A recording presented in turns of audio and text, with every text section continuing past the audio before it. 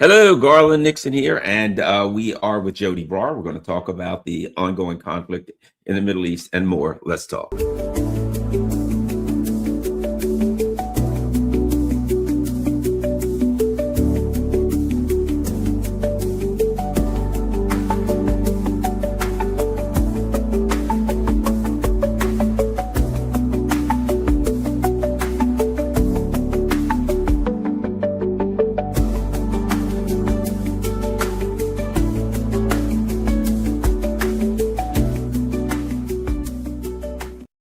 Hello, Garland Nixon here, and we are hanging out on a Tuesday morning with Joti Brar.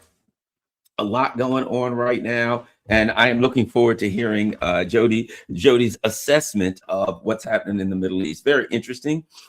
So the imperial powers made a decision, particularly the U.S. and Israel made a decision. Okay, and I think there's been a lot of speculation. I think it had numerous, they're going to control. I think a big part of that is they wanted to take Iran's oil because they need resources bad, because their economy is already in bad shape. Desperation. They're going to take Iran's oil, and then they're going to control the Straits of Hormuz. And doggone it, Iran was a step ahead of them. But it seems to me that their diabolical plan has gone significantly awry, and they don't know what to make of it. But it's amazing because we see also kind of quietly and subtly an anti-imperialist bloc working together, where it's pretty clear that China and Russia not making a lot of noise, but they got their hands in the soup. At any rate, make some sense of this, Joti Brar. I tell you, the anti-imperialist country that makes the least noise about what it does is the DPRK and North Korea. And we are going to know the full story of that in the future, when World War III is all over. But when imperialism's been completely defeated, let's put it that way. But it actually, I saw an interesting video on Laith Marouf's channel, Free Palestine TV, looking at the origins of Iran's missile program. Went all the way back to the 1980s, and how the Iranians realized that they were sitting ducks unless they had the ability to fire back. And how do you do that? And at that time, the country in the region that had the longest history of sovereignty and anti-imperialism and anti-Zionism was Syria. And a country in the world that had a long history of anti-imperialism and socialism and sovereignty was DPRK. And North Korea and Syria came together in the 80s to help Iran initiate its missile program. Now, I already knew about North Korea's role. I didn't realize about Syria's role, which is very interesting to me, because Syria was the original bedrock. Before there was revolutionary Iran, there was anti-imperialist sovereign Syria, which was established actually in about, I think, forgive me if I got the date wrong, but I think 1946, Syria became a sovereign country. So the Syrian Arab Republic actually lasted as a sovereign anti-imperialist, anti-Zionist state for a long time. And I see the rule of the ISIS head choppers as, on behalf of imperialism over Syrian territory, as a blip in Syria's sovereign history. And looking at what's going on in the Middle East now, I would be surprised if the Jalani regime lasts another year. I really would. Looking at everything that's going on all around them, and the Syrian people's own history of sovereignty and anti-imperialism, and the humiliations they've suffered since the imperialists took over their country. They didn't just have head chopper government forced onto them, but all of the aspects of their sovereignty have been systematically destroyed. So they had an industrial base that the first thing after Jalani was in Damascus, the Israelis were bombing Syrian, not just military posts, but Syrian industrial posts, not just armaments manufacture, but everything manufacture. They used to have a native pharmaceutical industry. They were actually pretty self-sufficient in a huge number of ordinary everyday goods, right? It was one of the reasons they were hard to coerce. And it took such a long time to undermine their economic strength. And it was basically done by using proxies to occupy the area where their bread and their oil wealth both exist, i.e. they used the Kurds to occupy up here. And it was actually the Kurds or that particular lot of Kurds played a really pivotal and very dastardly role in undermining Syria's economy to the point where al-Jilani's brigade was able to capture Damascus. But be that as it may,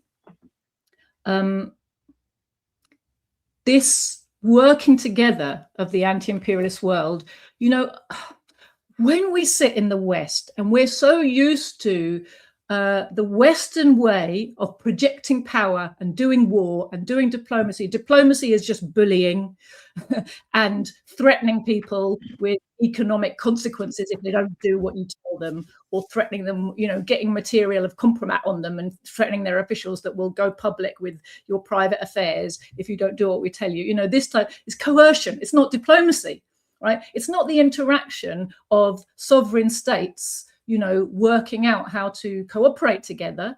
There's a pretense that that's what it is. But in reality, the way the imperialists do diplomacy is do what we tell you, or else, you know, here's the tiny little carrot, but I've got a big stick ready to beat you guys with if you don't do as you're told.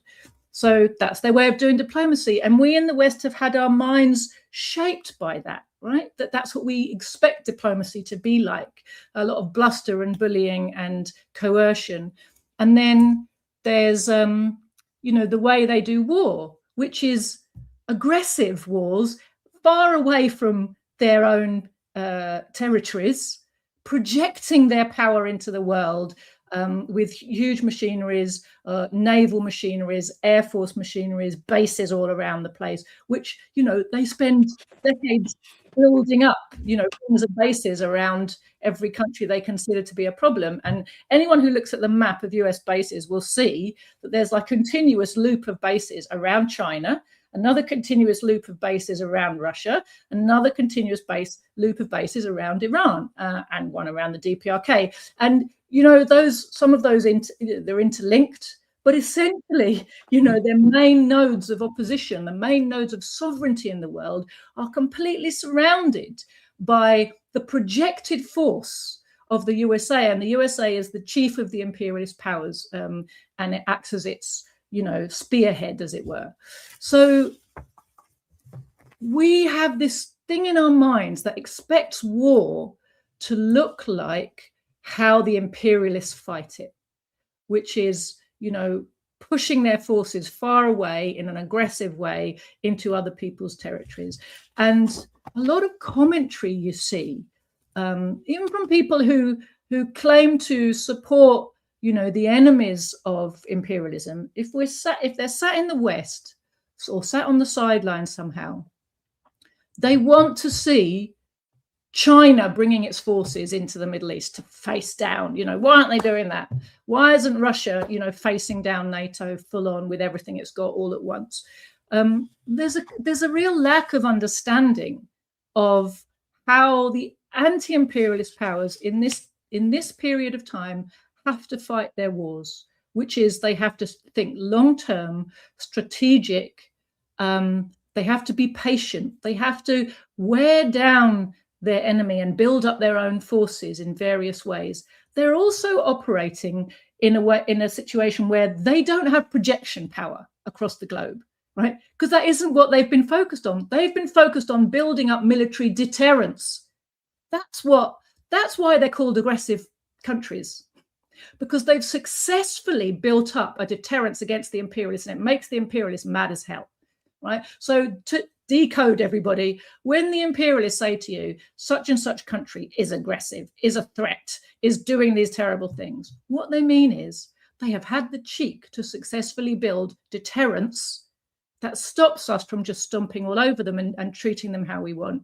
And we do not find this acceptable. Ergo, they're a threat to everybody.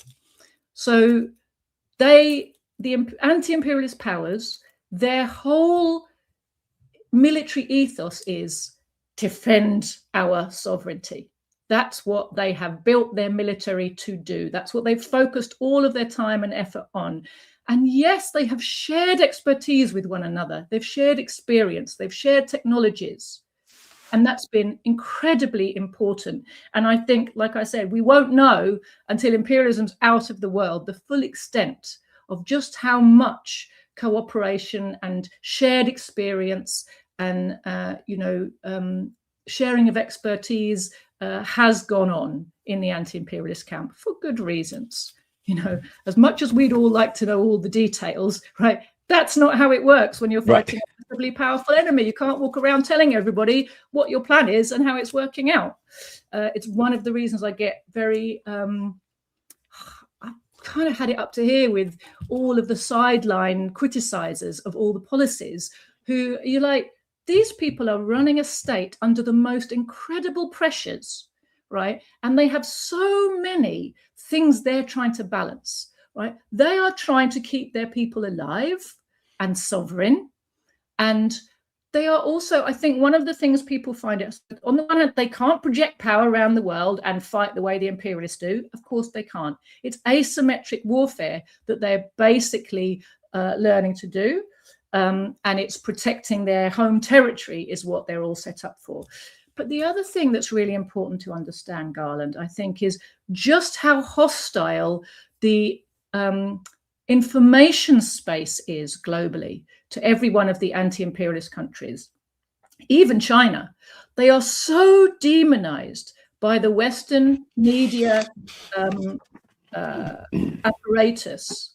And that apparatus is so dominant in the globe that even people, even nations, even leaders who don't think of themselves as pro-American don't necessarily understand to what extent they have imbibed a whole load of prejudices and lies about these targeted countries. And one of the reasons when they are gearing up to face down imperialism, why they have to be so patient and take it so step by step. On the one hand, of course, they've got to build up the maximum capabilities they can before it's full frontal attack. Of course they do. Anybody who wants to preserve their country and they know a war is going to be forced on them. Of course, they want to postpone the beginning of that war for as long as possible. They're not fighting it to please you and me and save us from having to do our own fighting. They're like, oh, good, maybe China will fight my ruling class for me. Come on, China, hurry up. It's like they are working out how they can survive and how they can win. And of course, that means postpone the beginning of all-out war for as long as possible. But there's another thing. There's a diplomatic and media battle that has to be fought. And we saw it with Russia, and we've seen it with Iran, and we see it with China. We see it with the DPRK. They have to convince the world step by step, patiently and slowly, by making all kinds of concessions and playing along with all kinds of negotiations and peace plans and all the rest of it, that they are not the aggressors. Because the imperialists have really dinned it into everybody's head that they are. I know plenty of communists. When the special military operation in Ukraine was launched, who were like really blindsided because they hadn't been following what was going on in the Donbass. They were like, oh my God, Russia invaded Ukraine, right? They really didn't understand what had been going on. And it's taken, I mean, there's still a lot of self-identifying communists who don't get it, but they're in a different category. But even good, honest ones, it's taken them, ones who weren't paying attention to that part of the world. And let's face it, it's hard to pay attention to every bit of the world, right? It's a big world. There's a lot going on. It's taken them some time to really get their heads around the fact that Russia is fighting a just war, not an aggressive war. Russia is actually fighting a defensive war. They didn't start the war, and they are not the aggressor, right? They are defending Russia and Russian-speaking people from the whole imperialist camp, right? But that wasn't clear to people at the beginning, and a lot of the diplomacy, a lot of the slow step-by-step way of prosecuting things is very much to prove to the world, look, it's not us who's aggressive. It's not us who's ramping this up. It's not us who's escalating. Because, of course, If you are not an imperialist state, you can't coerce people into cooperating with you. You have to persuade them. And persuasion requires you to, balance a lot of factors, right? So when you are running an anti-imperialist state that's trying to remain sovereign in this period of massive crisis, in this period of escalating global war, where the imperialists are the ones desperately pushing to war because they need, like you said, they need to get hold of those resources. They need looting bonanzas. Their system is in such a crisis. They're on the verge of such a meltdown. We've talked about it plenty of times, right? The global economic capitalist system is in deep, deep, deep trouble. And they are trying to find their way out of it. That's why, even though there's grumbling around whether or not a war against Iran is winnable, ultimately, all the imperialists are going to go all in because, and even while they're trying to save their asses and say it wasn't my idea, but really a lot of it is theatre, because I think we've talked about this before. They were in a situation where they're damned if they do, but they're damned if they don't. They have to keep pushing to war because of their crisis, which they need to get out of, and they don't have another way out of it than waging war. So in the end, it serves the function to create an atmosphere where a bunch of advisors to the president all tell him, no, definitely it's going to be a short, sharp shock. They said exactly the same when they provoked Russia into Ukraine, that they'll come in, we'll do economic sanctions, their economy is a basket case, it'll collapse in a few weeks. Happy days, we'll be laughing all the way to Moscow. We'll have our hands on all of Russia's resources. We'll have our stooges in the Kremlin, and it's going to be a big payday. They told themselves that. They believed that. They're still working towards that aim in Russia. Like, they can't take no for an answer because of how desperately they need that payday. And it's the same with Iran. It's the West that provoked this war. They started it. They started it twice, in fact, right? They started it last June, and then they begged for an off-ramp, and the Iranians went, okay. And I know there were lots of people there going, oh, sell out, right? But if you're the Iranian government and you know this regional war is coming sooner or later, if you can get yourself a bit more ready, if you've had an opportunity to learn a little bit more about how the enemy is going to come at you and strengthen your defenses a bit better, now they'll definitely go for decapitation strikes. Okay, so how do we prepare for that? This whole mosaic defense thing they've got set up. Essentially, they've set up, it's brilliant. They've set up their whole country like a guerrilla army. Cell structure, where everybody knows what they're supposed to be doing and they're not all in contact with each other. They don't have to wait for orders from the center to know this is my bit of the war and this is how I fight it. And I have this amount of leeway to decide, these are my basic targets and, I can interpret. So mosaic defense is basically turning a whole country's army into basically a guerrilla army. So Trump's going around going, we sank their boats. It's like, yeah, but they were boats that aren't engaged in the fighting, which they basically knew they're not going to be able to use in this war, right? So, okay, they've lost some money. And of course, in the case of the ship that was next to India, not near any of the fighting, just taking part in, some kind of parade or whatever it was, flotilla, then that is a horrific crime because it's got nothing. It's not a military target. It wasn't a fighting ship. It's just so they murdered all the crew on board, apparently with the connivance of India, which is another cake of potatoes. But they have murdered a few people, but they've done nothing in terms of stopping Iran's ability to hit their naval assets, which they weren't planning to hit with boats. They've got drones in the water, drones in the air, missiles in the air, and little boats that can do all kinds of guerrilla type activities. They weren't planning to go big ship to big ship in the water. And it's the same, in the air. They're not, they have an air force, but their strategic thinking is not, Battle of Britain style fighter jet to fighter jet in the air. It's much more, using drones, using missiles, taking out the bases, taking out the runways, taking out all the strategic infrastructure, which allows the USA to project its force. Now, I have to say, before we come, I'm sorry, I've gone on a bit too long, but on this one, there was that thing about, did the refueling planes come down because they crashed into each other or because they were shot down? Now, to me, ultimately, it doesn't really matter.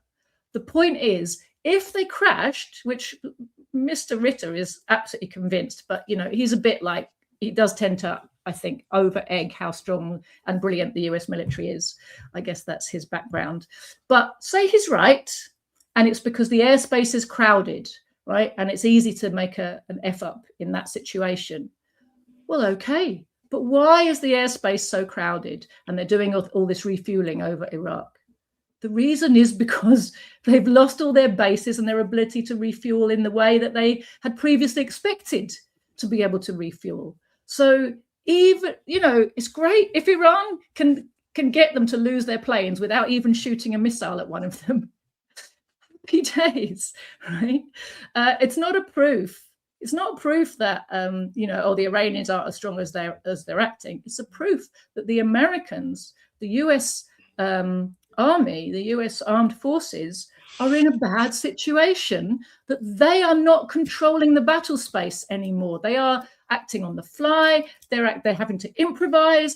I heard that they'd, again, somebody posted on some Telegram channel I saw, a kind of doomsday. Oh my God, the US is flying this nuclear bomber in. And I looked at what actually the plane does. And apart from, being equipped to drop nuclear bombs, what it has as part of its capabilities, radar. I was like, they're not coming to drop nuclear weapons. They're having to improvise some kind of radar cover because all the radars on the ground, all their planned infrastructure has been taken out, and they're blind. And the Israelis are blind, and their skies are unprotected. So, this war is revealing a lot about both the imperialist way of doing war and the anti-imperialist way of doing war, even if you are, a state power in the anti-imperialist axis. It's an asymmetric war, and the way of fighting and approaching it is entirely different. And I think we have to think about that when we're trying to understand, and we have to really be wary of judging in a kind of knee-jerk way everything that happens, thinking that it's a proof that somebody sold out because they don't respond in the way you think they should, or you're expecting based on your kind of programming. Well, the analogy I always use, because we get a blow by blow, like always, almost like sports, like, this went down, well, that got shot, well, this blew up. And I look at it like a 12-round boxing match where a guy's talking about it yesterday, and he says, I knocked the guy out in the first round. I punched him in the third round. I outpointed him in the 8th round. And he goes on to say, what happened? I got knocked out in the 12th round and lost. The first 11 rounds, though, at the end of the fight, either you lost or you won. Exactly. And I think what happens is, I think it's cultural, and I also think it's kind of programming that because we don't win wars, the only thing we can get is like constant little victories. Ooh, look what we've done, because that's narrative. Because now the only thing the empire has is narratives. And we continually, one other thing I'll say, and here's something I'd like you to talk about: the narratives. To whom and why? The narratives aren't for the Iranians. They know what's going on. It isn't for the Russians and China. They know what's going on. What are the Russians for? The poor suckers inside the empire that are going to be paying 5 times what they were for gas, whose life is going to be made a living hell, who's looking at the government now saying, what are you doing? You're killing us here. You're destroying us, right? So all of these constant rhetorical victories are to keep the masses silent and in suffering, as they know things are going to get bad. So they're in deep and serious trouble. And as Iran holds on, it seems to me that this is a strategy, tactic. Part of the overall strategy is to hold this thing out longer, that the people are unhappy. They didn't want the war. They specifically voted not to get the war. They were specifically told, if you vote for this guy, this is what you won't get. So they realize they've been had. I think they realize that this has the potential internally to cause. I mean, I'm hearing the words revolution, uprising. Those words are being said. We're going to do, how about a draft over my dead body? I think there's maybe a fear amongst the ruling elite. If there isn't, there damn sure should be a fear that the people have had enough and that they're just this far away from some kind of a revolt here. Absolutely, Garland. You know, it's interesting that there's like I sort of see two sides to some of these narratives, because on the one hand, because the regime in Washington is still thinking, acting, talking, telling itself that this is going to be over quickly whenever we want it to be, they're trying to massage the markets into not freaking out. Mm-hmm. And you see almost daily, you'll see President Trump will give some kind of a statement which is purely aimed at the markets, right? And you'll see that it's like how the oil price is going like this, up, up, up. And then he says a thing, it goes down a bit. And then it goes up some more. And he says a thing, it goes down a bit. And then it goes up some more. He says a thing, it goes down a bit. You can only do that for so long, because ultimately you have to put your money where your mouth is. If you keep saying, no, the war's going to be over any second now, and they're like, oh, good, it's going to be over in a second now, so we don't have to keep pricing in what happens if it carries on for much longer. No, it's all going to be fine. It's all going to be fine. There's definitely not going to be any oil wells capped off. Definitely that's not going to happen. There's, Straits of Hormuz, they're open. Don't worry about it. It's like, but so there's this kind of desire to calm the market and this desperate hope that they can somehow deliver on the narrative quickly, and then we won't have a big market meltdown.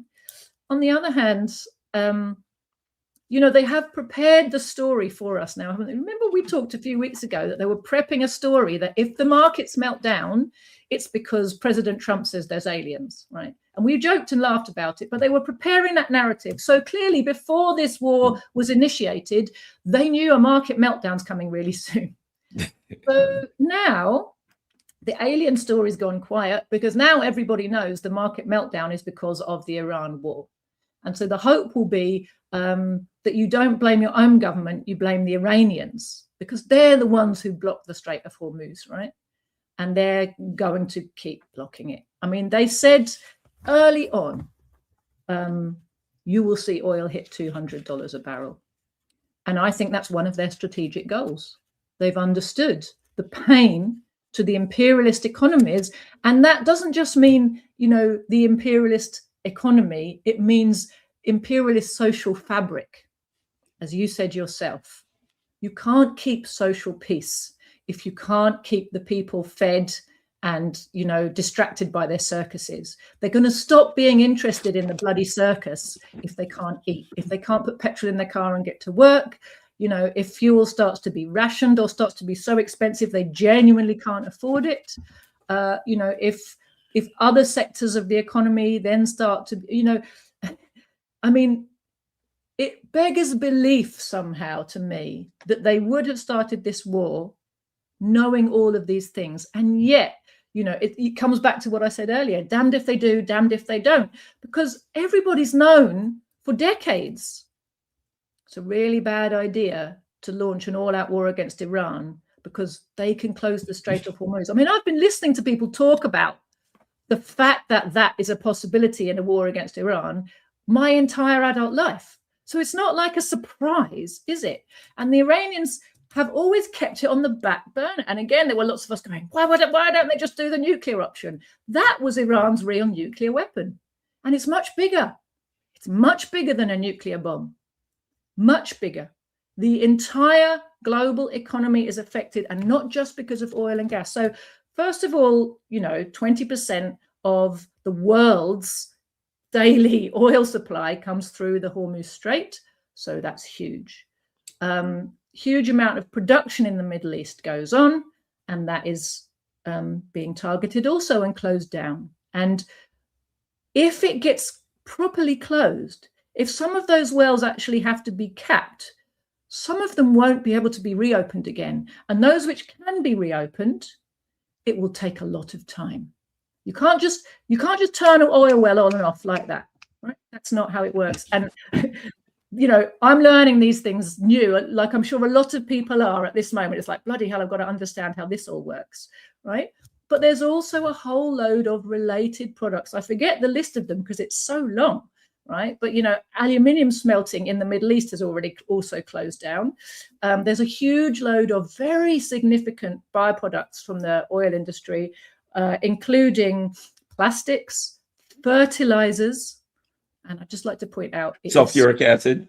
It is spring, right? Sulfuric acid, like very important industrial materials needed for growing food and for producing, you know, the basic elements of our consumption, including machines which make things, right? You can't have a factory that makes stuff unless you have the machines in the factory that make the things. And, you know, a lot of those machines, they require, you know, they're made in factories that require some of these things, right? So, and a huge amount of consumer goods rely on bits of plastic, right, which all comes out of the petrochemicals industry. So there are huge ramifications for supplies of crucial materials, okay? Because the Middle East is not the only producer of these things, but obviously if 20% of all of that stuff is not coming, then what there is then rationed, isn't it? It's not as much as everyone was expecting to be available. So the price of it goes up, the demand for it goes up, and some, obviously a lot of places are just not going to be able to get hold of it, not going to be able to afford to get hold of it, or just physically not going to be able to get hold of it because there's not enough there. And then of course there's the problem of, you know, as prices of energy go up because the global supply is shrinking, then the price of everything goes up. That's inflation on everything that has to be transported, which is everything, right? We live in this global marketplace, which our rulers told us was brilliant and efficient.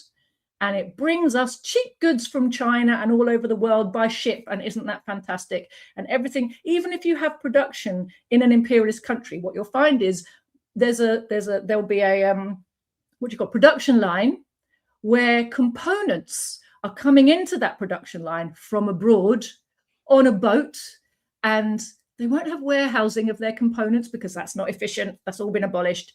They have something called just-in-time delivery, which means their production line, everything is timed for maximum efficiency, which means maximum profit, that the components roll off the boat, get onto a lorry at the port, and arrive within a few hours, just in time to go on the production line. Now, we saw during COVID what happens when you disrupt those production lines. The ramifications across the economy are huge. That's going to start to be happening in all kinds of production lines everywhere. And every bit of that is going to start to get more expensive because the shipping routes are going to get longer to avoid the Middle East. I mean, you know, we haven't even talked about the fact that Bab el-Mandab is bound to get, you know, more closed soon. With the Yemenis are, you know, we're expecting imminently them to get more involved in this war. So the shipping routes get longer. That's more expensive. The fuel is more expensive.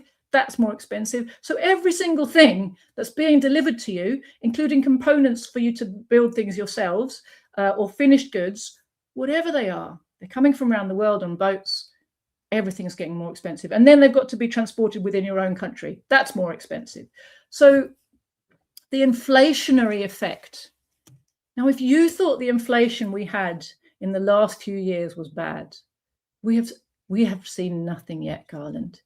And this is, I believe, going to push a very large number of people over the edge of the line where they were just about surviving into a, you know, desperate situation in terms of levels of poverty and misery in the West. And I think it is going to seriously undermine the social fabric in the Western countries. Now, of course, that can be slightly held back if Iran decides to take an off-ramp. I don't see that happening.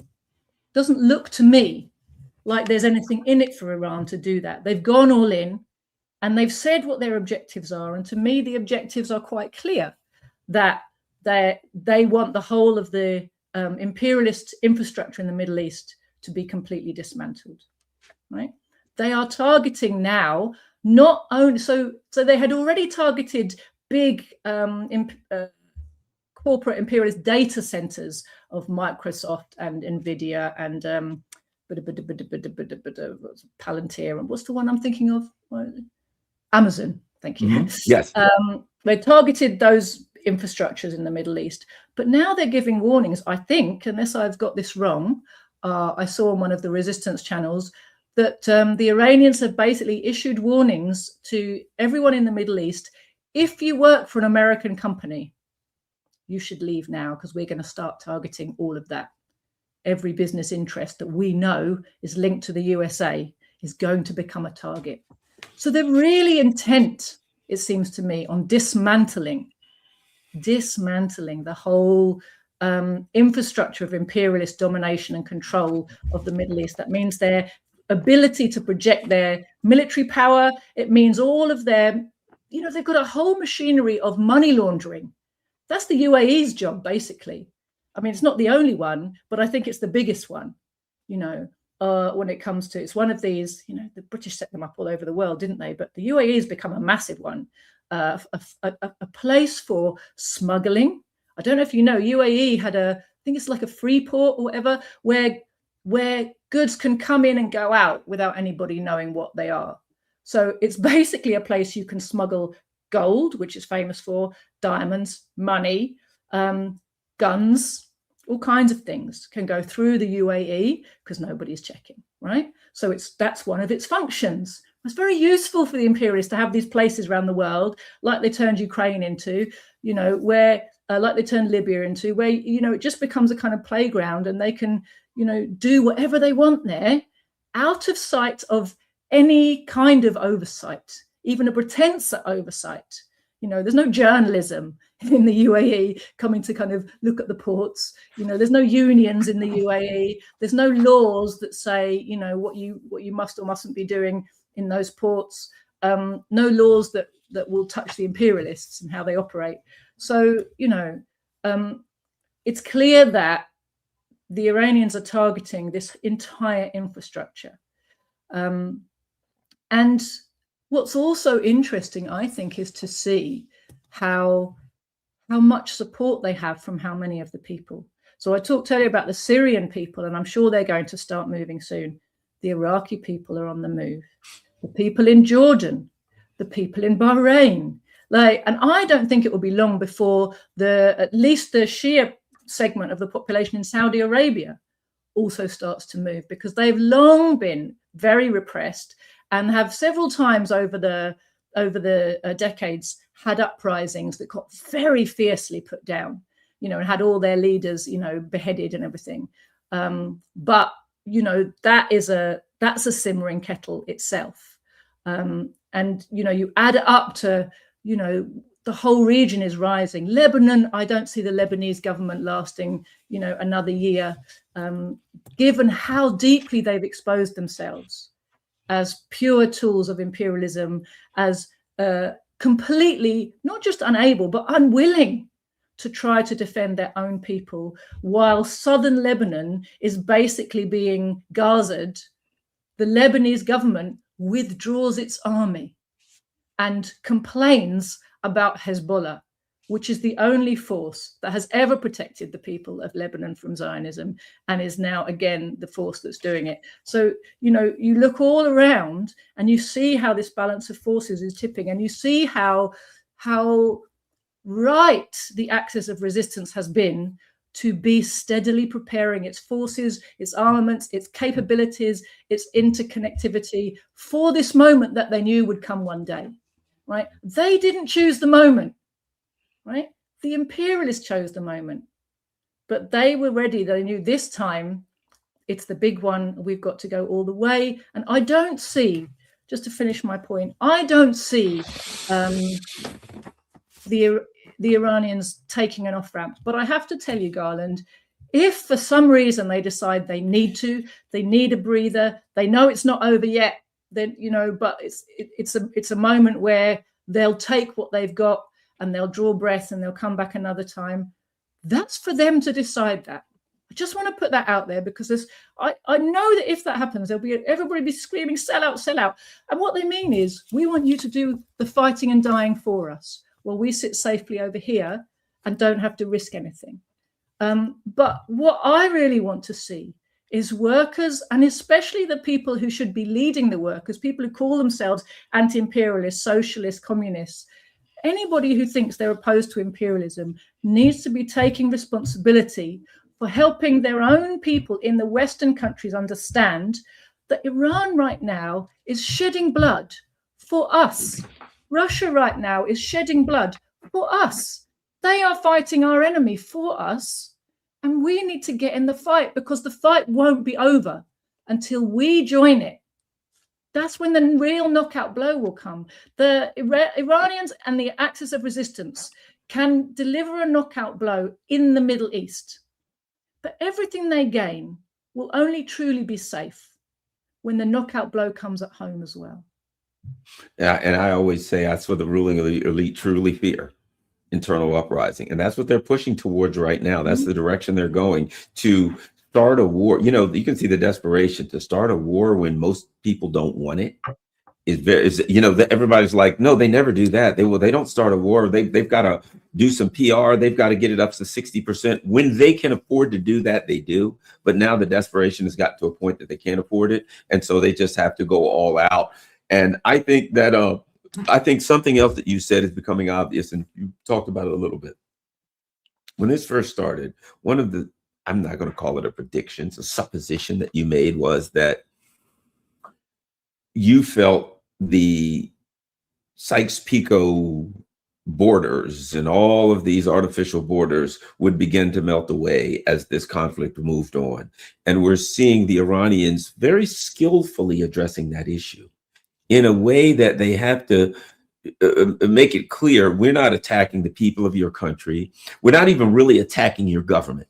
Your government is what it is. Your people are what they are. But we're going to attack anything that in your country that the Americans use to attack us. If they attack us. And what was another interesting thing that they said when you talked about the various industries, about a week and a half ago, they said, if you are planning to go to or work in any American bank in the region, stay at least a kilometer away from it, because we're going to hit it. Well, it did two things. Number one, nobody, the banks can't even send people to work, because we know they have the capacity to hit it. So you can't, and they've hit a couple of banks, but you now know, well, I can't send people to work. And if you're a person in the region, you're like, well, I'm going to go to a bank from wherever. It ain't going to be a bank from the US, because I might get blown to smithereens. So those two things, the redrawing of, or how about this? Your thoughts on how Iran has addressed the issue of sovereignty and the issue of the British drawn lines in a way that doesn't put them in too much conflict, just enough. They know there's no way to avoid it with the local, regimes. It's what I said about strategic thinking and long-term thinking, isn't it, Garland? That when you're facing a massive enemy, you have to do everything possible to maximize the forces on your side and disunite the forces on the other side. Now, Iran knows damn well that the regimes across the region are proxy forces for the imperialists, but it also knows that they're all very unpopular, right? So how do you make good use of that situation? What you want to do is maximize and create splits in the camp of your enemy.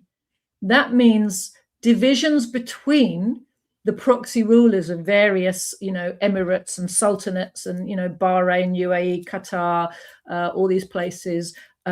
You want the leaders of Saudi Arabia, you want the leaders of those countries to start to feel exposed and at odds with the leadership of the USA, who previously they've been like this with and felt very happy and comfortable with. I posted a lovely bit of video on my Telegram channel of the Crown Prince, so-called, of Bahrain in 2024, talking about how, in his family's view, the alliance with the Zionists and the alliance with the USA is what protects Bahrain, by which he means what protects my family dynasty, right? And what a brilliant job it's done for that. It's lasted for 70 years and it's been brilliant, right? And famous last words, because his father, the king of Bahrain, has now fled Bahrain, and I hope that it won't be long before he follows him, and I hope they never come back. And I'm sure a lot of the people of Bahrain are thinking the same thing. They hope they never come back. So this creation of kind of tensions, suddenly those Gulf potentates who felt so big and strong, like Israel does, right, feel so big and strong because they've got the USA behind them against their people, right? And that makes them, for Israel, they've got the USA behind them against all the people of the region, right? Makes them feel big and strong and powerful. And look, we buy F-16s off the Americans. I mean, they're basically, what did that congressman call the F-16s? They're basically big, very expensive paperweights, right? And especially for the Gulf states, they're just expensive paperweights because they don't have pilots who can fly them. They don't have an independent military capability. But they buy them and they get, that they're super rich. They're allowed to be super rich because they're allowing the wealth of the region to flow into the coffers of big oil from Britain and America.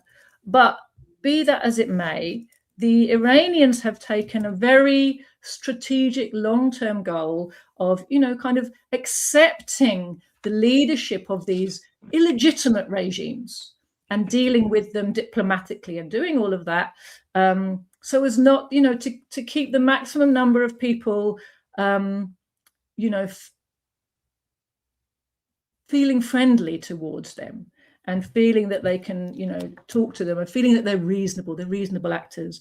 But the actions they're taking now really divide their enemy camp, divide the camp of imperialist control of the region, because those Gulf autocracies and their state machineries, which are so repressive against their own people and the migrant workers who do most of the labor in the Middle East, they're so repressive against their own populations. They're so unpopular. They only were able to stay in power because of the power of the USA behind them. And if that power is being exposed and taken away, suddenly they are very, very vulnerable indeed. And suddenly this deal doesn't look so great anymore. And this 70 years of us being so all powerful and, best friends with the world's biggest bully is coming back to bite us. But so it's being done in a way where it maximizes the splits in the enemy camp as far as Iran is concerned, in the imperialist camp. And it also maximizes the unity and the sense of purpose of the ordinary masses across the region. Everywhere across the region, you're seeing ordinary, poor masses of people feeling inspired, wanting to take part, recognizing that Iran is fighting on their behalf too. That, in almost every country, there are organized resistance movements that consider themselves part of the axis of resistance. And not every one of them is a Shia, ideologically speaking. Of course, in Palestine, most of the resistance forces there, which are motivated by religion, are Sunni. But it's not only in Palestine that's true. There are, Sunni and Shia and secular resistance forces across the region. And this is really important. They're all seeing Iran as, for them, the tip of their spear against the hated occupation of their region that has kept them down, as we said last time, ever since Sykes-Picot, when the people of the region thought they'd fought for their freedom and found that they had these borders drawn, their wealth extracted, and their lives dominated by alien forces that they had initially welcomed, thinking they were going to help them to kick out the Ottomans, and then they were going to be liberated. And instead, they've had they've had essentially what the Chinese had. They've had a century of humiliation. But I think that century is coming to an end. Last thing I'll say, the Ukraine conflict, I think, was the match that lit the fire, right? And there was a lot of dry tinder because it was interesting. The Ukraine conflict started, right? And then within a year or so, Burkina Faso, Mali, Niger said France out. And the Russians and the North Koreans came in to help protect the new leaders. And you saw something that, we hadn't seen, an anti-imperialist bloc forming right there in the middle of Africa. Okay, you had October 7th, Al-Aqsa flood. You had this. This is in isolation. You could take this one way. Well, Iran standing up to imperialism. But to me, and let me add this: if you look at Ukraine, the Russians know the same thing. They've been coming back after us for the last couple hundred years. We can go back to Napoleon. They always come back, century after century, war after war. They just keep coming back. So the Russians are saying, nope. When they say we have to address the root causes, what they're saying is we're tired of you coming back over and over again, and we're going to make sure this doesn't happen again. Okay. The Iranians, what are they saying now? Root causes. The Iranians, what do you want? Well, we want, number one, you got to get out of the region. Number one, you got to deal with Israel, whatever it is, whether they're gone or what. Number two, you got to pay us back. You have to give us reparations, which is an admission that you were in the wrong, and you got to give them their money back. So basically, they're saying the exact same thing as the Russians, and it is, you people just keep coming back. That's not happening anymore. And I put it like this: the Russians said, well, you've got to leave Ukraine, and they said no, and the Russians said, okay, you can stay in Ukraine, but you're going to have to fight to stay here. And the Iranians are saying, well, you can stay as long as you want, but you're going to have to fight to stay here. Their people are starting to say to the empire, we can't say we can kick you out overnight, but we're saying in Ukraine right now, you have to fight to stay there. So you're fighting there. You'd like to fight to take back Africa, but you're spread too thin. So right here now, if you're going to stay in the Middle East, you're going to have to fight to stay there too. And you've deindustrialized yourself, so you don't have the industry to keep building all the things you need. You don't have the support from people at home because your economy is coming unglued. And we don't think you can do it, but you're going to have to continue to fight. Before it was narrative, it was, we're the most powerful in the world, so do what we say. And this country would say, okay. And that country would say, okay. Then they put some puppet leaders in, and all they had to do was threaten. They had power. Of course, power is only power until you use it. Then it becomes force. So now the people who are opposed to the empire are saying power won't work anymore. The only way you can do this is the use of force. And we believe you're spread too thin and you're going to run out. So now they're being deindustrialized. And within weeks, if I put it like this, if this would go on for another month or two, the U.S. wouldn't have a rock to throw at their enemies, much less a air defense missile or any other kind of missiles. I think they're hiding just how weak they are, in that they cannot continue to fight. And it's interesting that the Russians said war of attrition, and the Iranians are saying war of attrition. It's to recognize this: you have a weakness, and your weakness is you can't go very long, and we're going to exploit it. That's why you're always doing decapitation strikes. That's why you're always doing shock and awe. The only thing you can do is come in and throw a big punch and knock your enemy out. If that punch doesn't work, you're going to be out of gas in a hurry. And it looks like that's where we are. Anyway. 100%, Garland. It's really interesting, isn't it? Right at the beginning of the SMO, the Russians said very clearly, these are our goals. Demilitarization of Ukraine, which basically means NATO out of Ukraine. Denazification, that means an end of the hijacking of the Ukrainian state machine by ideological fascists, right? And a security architecture which de facto, not on pieces of paper, but in reality means we are not being threatened from the West. Now, that is very, very similar, actually, to the goals of Iran, isn't it? Demilitarization of the region, because full of weapons all pointed at us, bases and weapons all pointing at us. Denazification, the Zionists as the spearhead of the regional Nazis. But ISIS also actually is another Nazi force in the region, also pointed at Iran. It's not an accident that ISIS forces are starting to get involved in the battles on the side of Israel. Right? So much for them being, you know, Muslims versus Jews. No, they are two sets of fascists who work for imperialism, and push comes to shove, they work together for imperialism. So demilitarization, denazification, and a de facto, not a piece of paper, but a security architecture in the region whereby Iran feels it is not under constant threat, right? They're exactly the same set of demands, aren't they? Now, to me, now you can look at the war in Donbass and say, well, it actually started 2014, which is true. But 2022, it was a transformational moment in that war.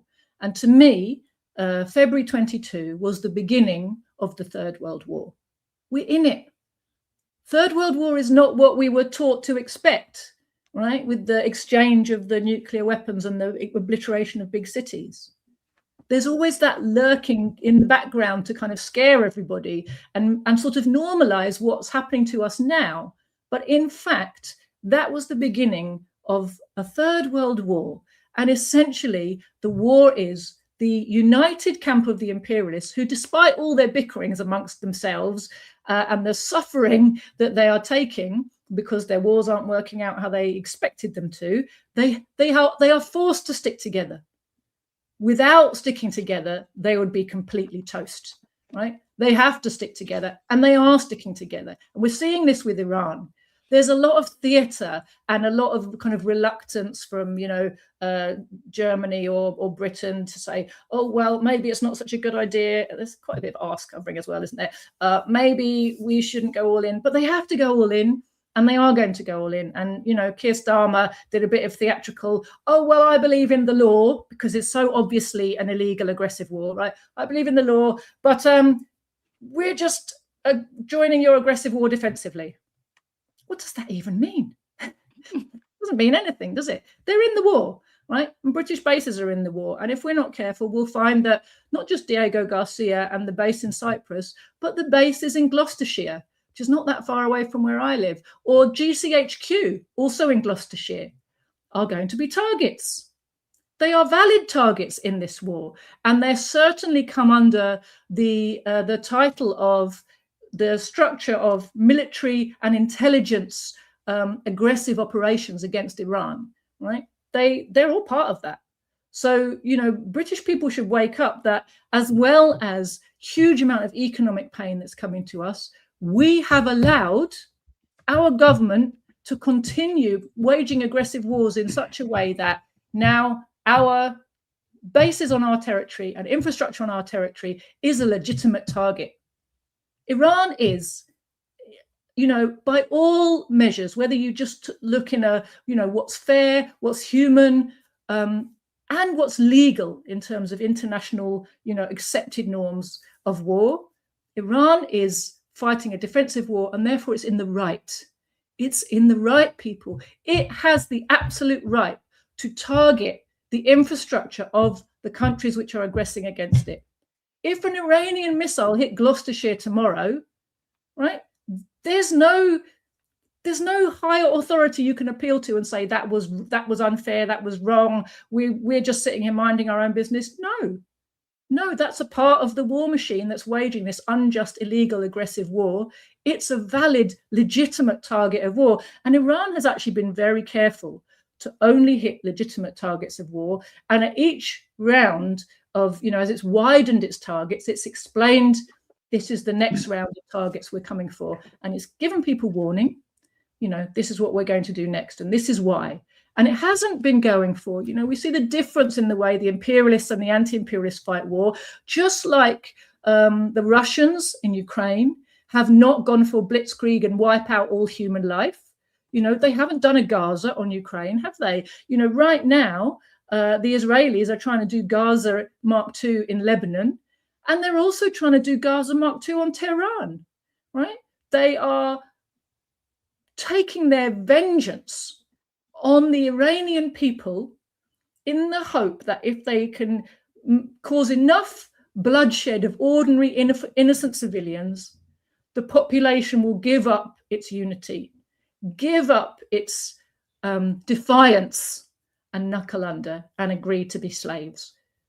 the problem is, and it's a funny thing that the imperialists are so incapable of learning from their history about the power of the masses and about what unifies and motivates the masses around the world. They never can accept that the masses are capable of learning. They're always shocked when they come back with a new strategy, with a new weapon, with a new way of fighting that is different from before, because the imperialists just do the same sledgehammer each time, because they've told themselves, we're all powerful and you can't, if our sledgehammer's big enough, you can't stand up to it. But the anti-imperialists all over the world have spent decades studying the sledgehammer, going, okay, if it's this big, this big, this big, but this is how it works. They're going to try and kill our leaders. They're going to, bomb our civilian buildings. They'll bomb any military stuff they can see. Okay, we'll put the military stuff underground. We'll separate out the leadership so it's not all in one place. We'll, X, Y, Z. They thought Hezbollah was completely gone because it went quiet for a year.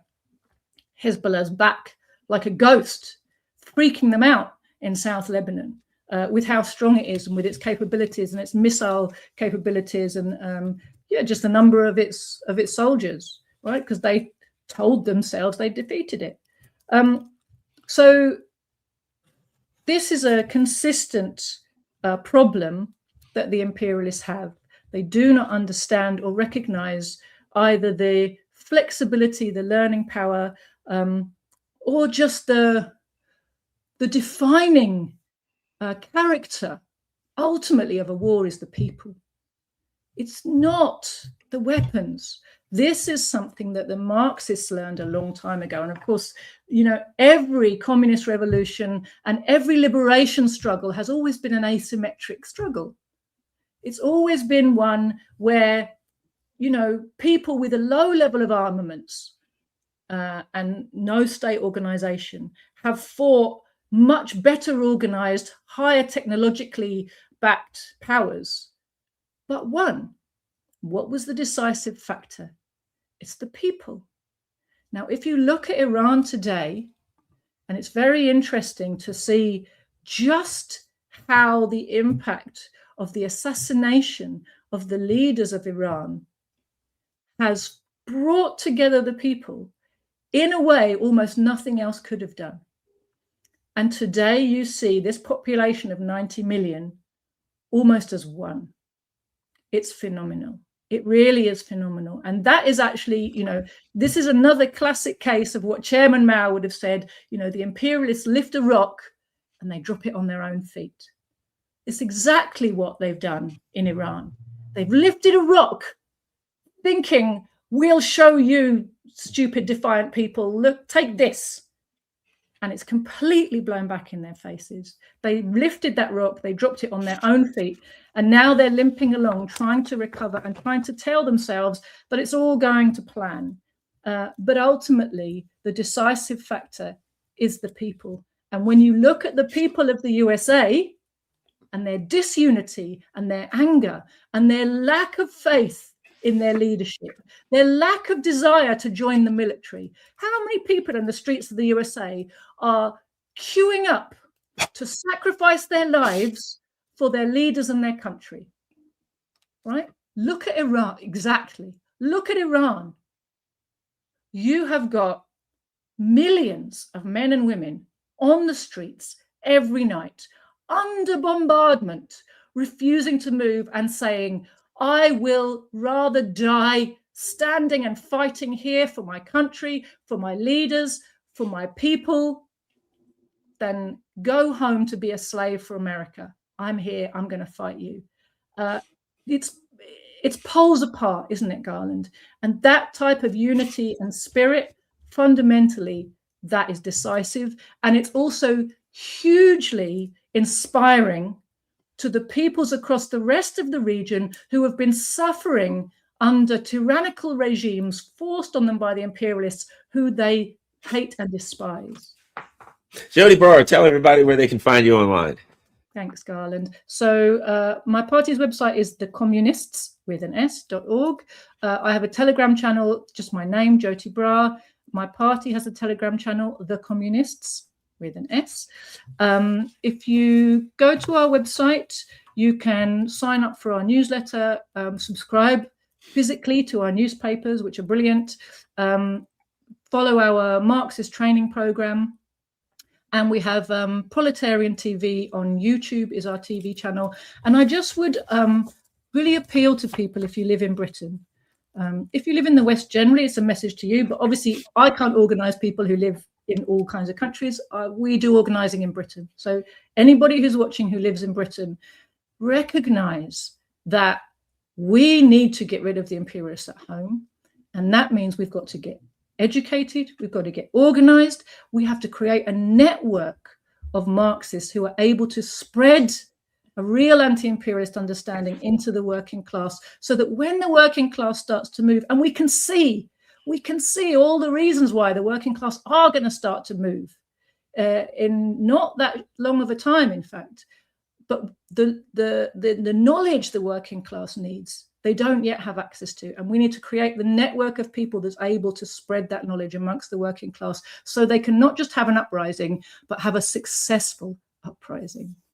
Thanks a lot, everybody. And a special thank you to the people over that do my Patreon and buy me a coffee and help support the channel and keep the channel online. And anyone who wants to email or, stale mail or send anything by mail to me. As I said, people send all kinds of stuff. Interesting things I get by mail. But my P.O. box is at the bottom scrolling across too. Thanks a lot, everybody. Share this on all your social media